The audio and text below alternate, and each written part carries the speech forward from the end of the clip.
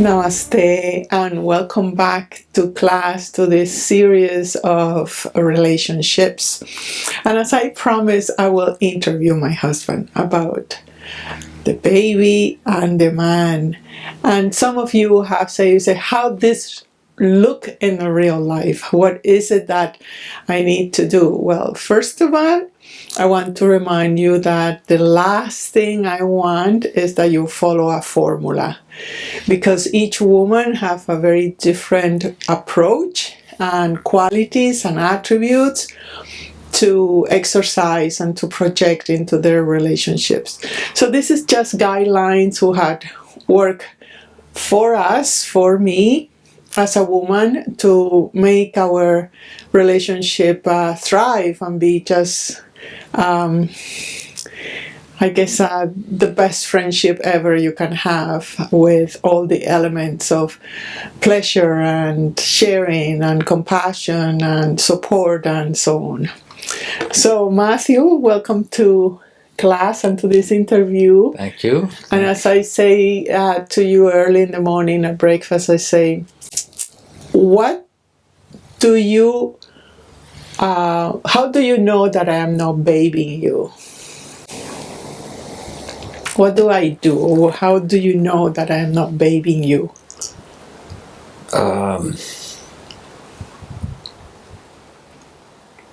Well, the babying comes in when the man expects you to take on something, like it's like we don't really have a relationship on that level, where like when I go through something and it's nothing to do with you. It's like I don't put it onto you. It comes down to just taking responsibility for your own life, your own emotions, and not involving other people. But you're talking about the man, but the question is, how do you know that I'm not babying you? Well, I don't really know. It's a kind of a question I can't answer. I don't really know that. I know when I'm the baby. Okay, let's start with that. How do you know you are being a baby? Well,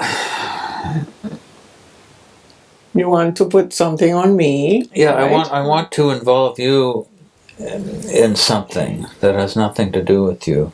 Right, and you refuse. Right.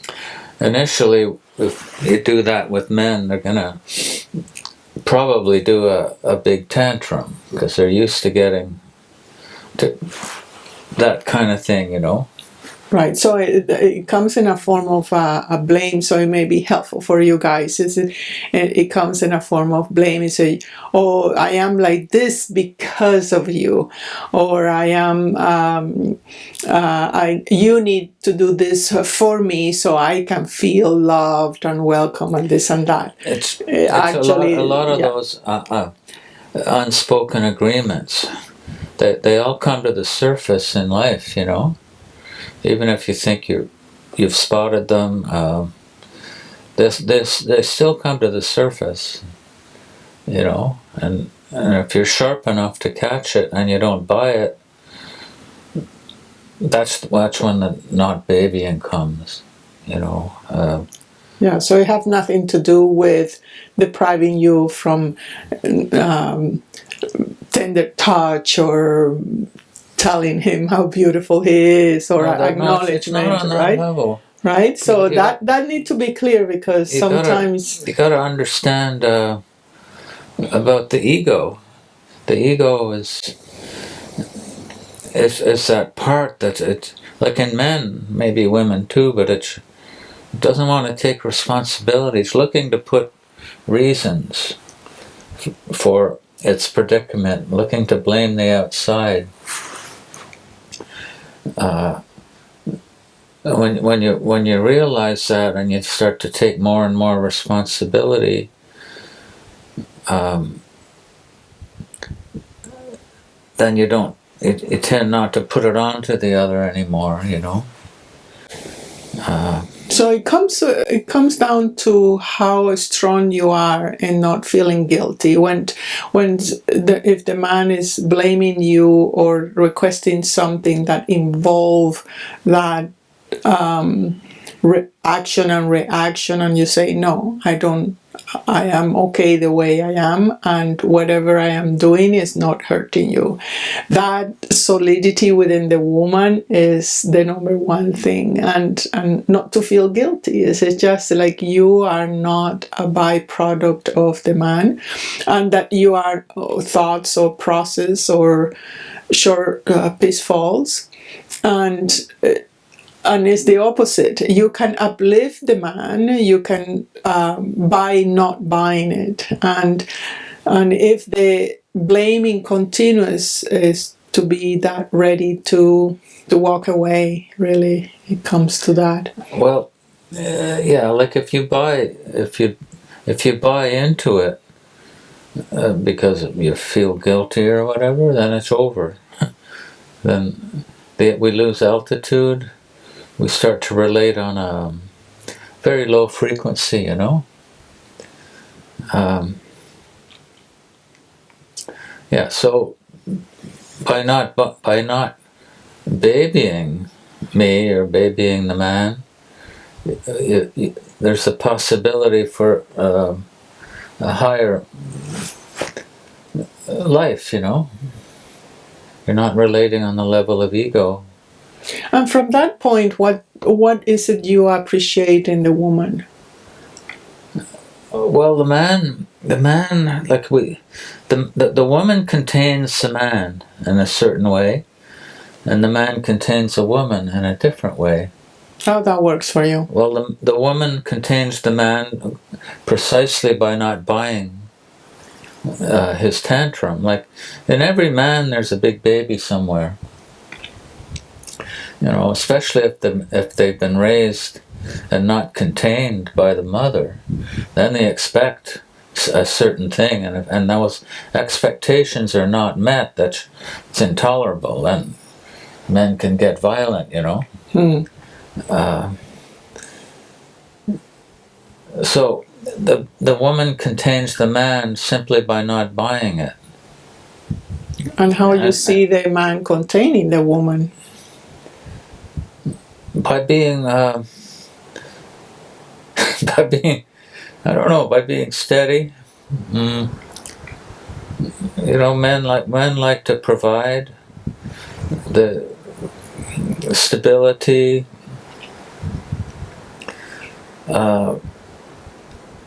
Women go through different stages of the moon every month, you know. Well, younger women, more mature women don't. When they reach a certain age, they need less of that containment. You know, there's that saying. There's the maiden. What is it? The maiden. The crown. And it ends up being the crone. The maiden. Anyway, there's 3 stages of the women. So the woman contains the man by not buying his tantrum, even if his expectations are not met. So many women will fall into that trap. They'll feel guilty. Oh, I can't leave him do that, you know, or you know. Well, they take it in. They take it in. Yeah.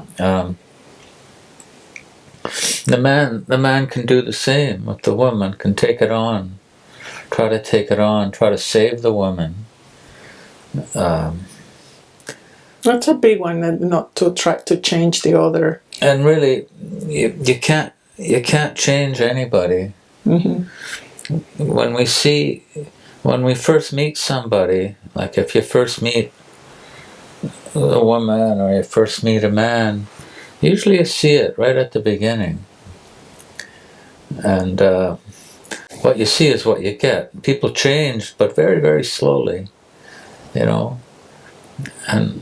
But we fall into that trap. Oh, well, we see that, but we can change them. You know, we can change them. They will change. Mm-hmm. And that effort, they say, the more I love, the more I give myself to this relationship, the more it will change. And the more I give myself of my heart, the more they will change. Yeah. But that never, ever, that's like the worst trap, you know. Now, what you see is what you get. And you take it or leave it, you know. I'm not saying that not to love. It's something different. Leaving it be, leaving people be, leaving oneself be.